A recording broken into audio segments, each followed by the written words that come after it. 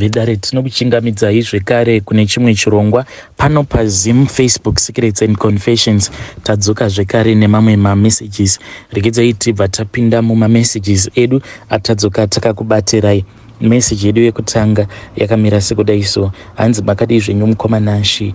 Ndauyawo paplatform penyu. Murume wangu akapondawo munhu murume wangu. Handifunge kuti ndichazokwanisa kumuona because iye akatongerwa 25 years ende ariko kune rimwe jeri rekuvhenda uko ende zvinhu zvinondirwadza mukoma ndezvekuti ikoko kujeri ikoko hanzi akazoponda zvekare umwe munhu saka vakabva vamuwedzera makore pamusoro pemamwe makore but pandakangonzwawo vamwe vanhu vakaenda vachinomuona ikoko iye akati akamanikidzwa kuti ange achiponda munhu iye waakaponda hanzi akashandisa toothbrush amene kuti vanodzirodza sei toothbrush kusvika dzava kuita kunge mapanga saka iye akati kuzonosvika achizoponda zvekare umwe munhu arimo mujeri hanzi akaita zvekumanikidzwa. It was a matter of him being killed kana kuti iye ange achiuraya but akazoti auraya mhosva dzose dzikabva dzazongoiswa mumaoko make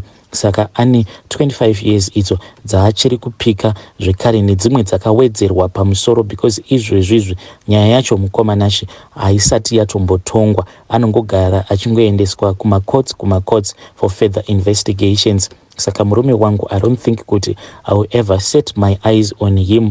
Zvaizvezvi mukoma ndakabva ndazotongobvawo kuvhenda kwandaigara ndokubva ndazouyawo kunoko kwandava kugara kunoku but now ndava kugara zvekare neumwe murume mukomanashi. I don't know kuti uyu murume uyu wandava kugara naye ndomuudza here kuti izvi ndo zvakaitikawo to my first husband because anogara achingondibvunza kuti ko baba vevana varipi. Iye ndakangomuudza kuti baba vevana variko kuZimu akabva ati how do I know kuti hamuzofi makadzokerana zvekare ndikangomuti never, I'll never do such a thing. Saka recently iye pane paakamboti vana vaifanira kumbouyawo kuno kuJoni so that they can just have a nice time. Zveshuwa ndakabva ndaona kuti apa ainge asarudza kundirakidza rudo takabva tatotumidzira amai vangu. Amai ndo vakabva vazoya nevazukuru ndokubva tatouya vakagarawo amai vakangogara only 1 week ndokubva vazodarikira vakaenda vachinoona dzimwe hama dzavo tikabva tasara nevana. Aiwa ndakatoona kutoti ya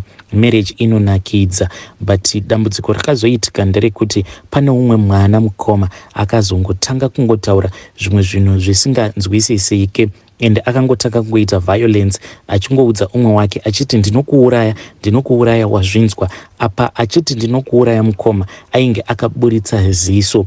Zvinhu izvi zvakaitika patainge tigere pasi tichitoona mamovhi nevana saka inini ndainge ndavapopera mapopcorns ndokubva ndavaisira chibowl chemapopcorns ivo vainge vagere pasi pamberi pecoffee table then inini nemurume tainge takatopindawo mujira zvedu takatofuka jira tichitoonawo movie paya tichitodyawo mapopcorn. Saka pakazongotanga kungoverengerana mapopcorn awo ainge asara mundiro. Uyu wekuzoita sekunge ainge abatwa nemweya wengozi akabva azongohwimbura mapopcorns acho ose aya ndokubva anomati mumuromo ndokubva atanga kuseka. Saka umwe wacho zvakabva zvamurwadza ndokubva vatanga kuparana paya vachitukana. Saka uyu ndopaakabva asimuka. Pacoffee table painge paine banga rainge riripo iro randainge ndambokatisa visi masikati ndainge ndichingoti rongedzai banga but hapana ainge achinditeerera. Uya akabva azotora banga rerya ndokubva aribata ende mukoma mabatiro acho aakariita semunhu akatomboponda munhu before ainge akatoribata zviya zvinotyisa zvokutorakidza kuti dai kwanga kuri kunzi aida kumubaya umwe wake uyu angadai akamubaya akabva afirapo ende akabva atanga kuti ndinokuuraya iwe ndinokuuraya ropa rako rakazara mose muno mumba. Then murume wangu ndopa akabva azosimuka vakarwidzana mukoma. Apa I am talking about a boy who is only 10 years old but akarwidzana nemurume wangu zvekuti murume wangu akatosvika pakutodikitira achingoda kungomubvutira banga. Akazoti abvutirwa banga mukoma ndokubva amhanya panze akatanga akazvipunzira pasi achichema. Akati azvipunzira pasi kudaro mukoma ainge achikika pasi nemakumbo ake achiita sekunge iye ndiye ainge ari victim. Ruzha rwaakaita nyangwe vavakidzani vakatobuda panze ndokubva vatanga kudongorera vakatibvunze kuti ko waitainge tichirova mwana. Ini nemurume takabva taona kuti tinge tichiudza ava vavakidzani kuti ndo zvainge zvaita mwana uyu. Apa dzimwe nguva tichitovasiya vana vose ava vari vose tose tiri kumabasa tikabva taona kuti panokwanisa kuzoti netsei. Takabva tangoti vanga vachirwira mapopcorn. Soon after that mukomanashi zvandainge ndongoudzwa neumwe wacho ndezvekuti hanzi anoti mukutamba paya vachitamba anongoti kana akaboyekana anobva ati iwewe ndoda kusiya ndakuuraya, uri kuenda kumakuva, iwe wazvinzwa mazuva ako ekuti unge uchienda kudenga ava padhuze. Unozviziva here kuti munhu kana akafa achiurayiwa anobva aenda kudenga, haende kugehena obva atanga kuseka. Hanzi paanongoti inini ndinoenda kugehena anenge ava kutoseka achitoona sekunge zvinhu zviri fani. So zvinhu zvese izvi pazvakaitika murume akabva ati vana ava ndichivatora, I wanted to surprise you, I wanted us to stay with the kids, but izvi zvava kuita vana zvinotyisa. Ko wadii wambotsvaka nhamba dzababa instead yekuti iwe unge uchitaura neex-husband yako wobva wati gogo vange vachitaura neex-husband yako. Zvimwe kuda vana ava vakambodzorerwa kuna baba vavo zvinokwanisa kuita sekunge nani. Maybe vana ava vari kushandisirwa mushonga nababa vavo because baba vari kudana vana vavo. Saka iwewe wadi watsvaka nhamba dzacho mukoma. Saka inini ndava kutya manje kuti ndinge ndichimuudza kuti the reason as to why nyaya iyoyo ndakazova very emotional, ndikatanga kuchema ndichipopota ndichiti vana vangu ndakazvizvarira ndega, vana vangu ndichavakudza ndega. It is not because he was forcing me to do something that I do not want, but now iripo ndeyekuti baba vacho vari kujeri ende havafi vakabuda, because apa tikutotaura zvekuma 50 kana kuti 60 years munhu ari mujeri. By then munhu paachazobuda inini ndinenge ndatochembera kana kuri kunzi hunenge huchiri upenyu. Apa I'm sure kuti tose tiri muno mujoni tinenge tatodzokera zvedu kuzimu. Saka kuti ndinge ndichizviudza kuti baba vacho I have to contact him, I don't think kuti there is any reason at all.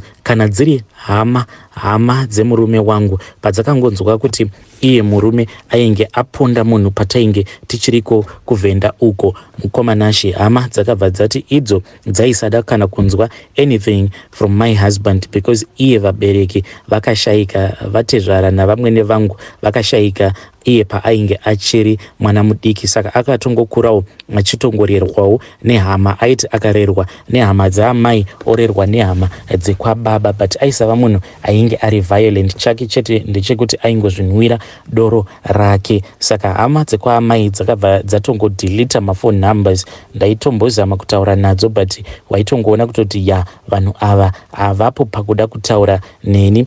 Then hama dzekwababa ndo dzakabva dzazoita cash talk dzikabva dzati murora please forgive us, but apa pakadeurwa ropa apa, we do not want anything to do nengozi, isu mari dzekuzoripa hatina. Kana kuri kunzi pane zvichazouya ngazviuye kune vana vacho naiye uyo akauraya munhu. So ndo status iripo. Murume wangu haazvizivi zvose izvi. Iye akazoto apologize achiti no, I am not forcing you to contact your ex-husband since wakandiudza kuti ex-husband yako yakakurwadzisa, but now ndava kutya kumubudira pachena kuti ndinge ndichimuudza kuti the reason as to why I didn't want to tell you it was because ndakavhunduka nezvakaitwa nemwana, ndikatanga kufunga kuti zvaizvezvi baba vemwana vari mujeri vachiri kupika 25 years dzavo. Apa on top of that vane imwe nyaya yakavamirira yekuti vanofanira kuti vange vachizopika another life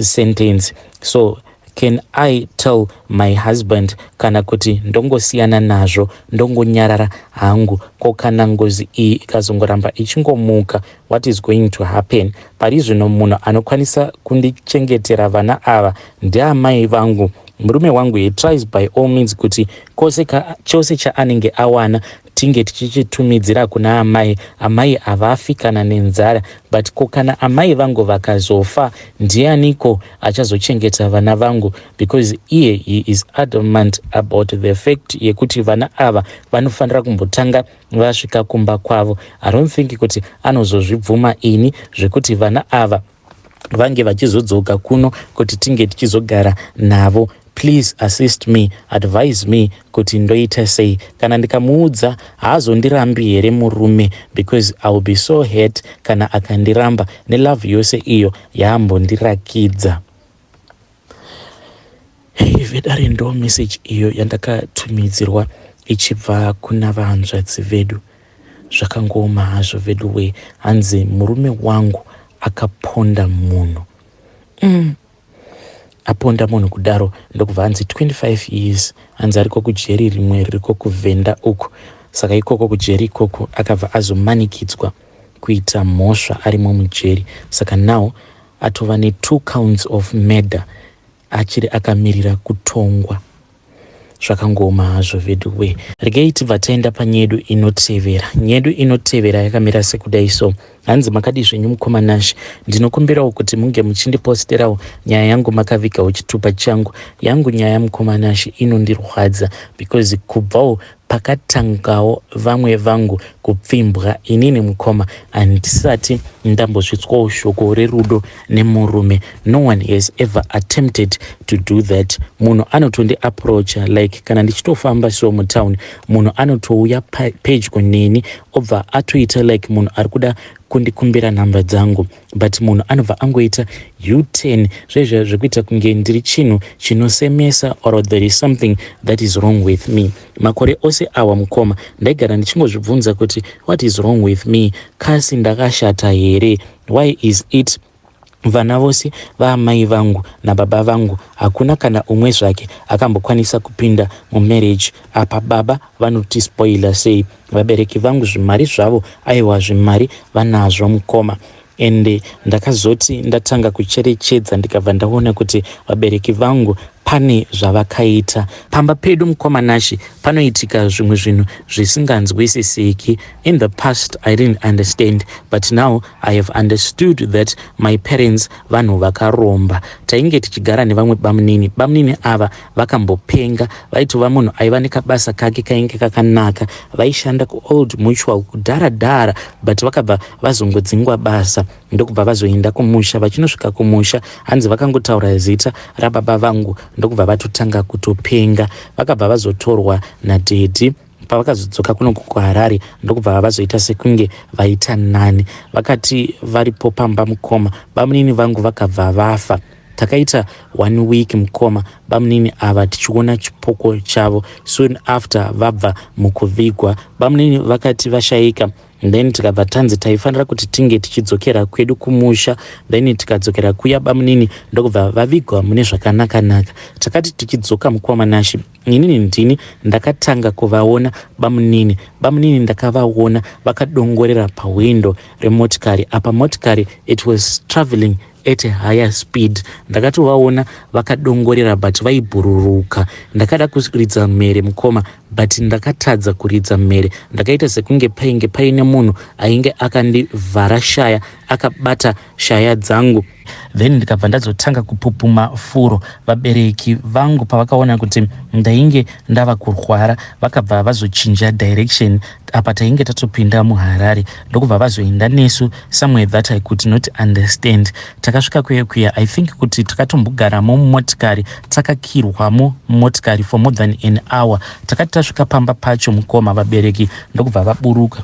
Vakabva vasiya vatikira mumotikari ndokubva vapinda muyadhi muya vakagara mumukoma kusvika takanganwa. Pose apa ndaingonzwa kuti painge paine munhu ainge akabata shaya dzangu idzi. Pavakazodzoka mukoma ndakanyatsokunzwa kuti vabereki vangu ava vanenge vane ndove yemombe, vaita kunge vanhu vazvizora ndove yemombe. Tikati tichinosvika kumba ndokubva vatanga kupfungaidza ndove iya yemombe muspare bedroom mangu. At that time kana kufamba ndainge ndava kusagona, kana kusvinura chaiko ndainge ndava kusagona, but vakangoti vachingonopfungaidza kupfungaidza ndove iyaya yemombe. Ndikabva ndaita sekunge nani, but still ndainge ndisingagoni kufamba.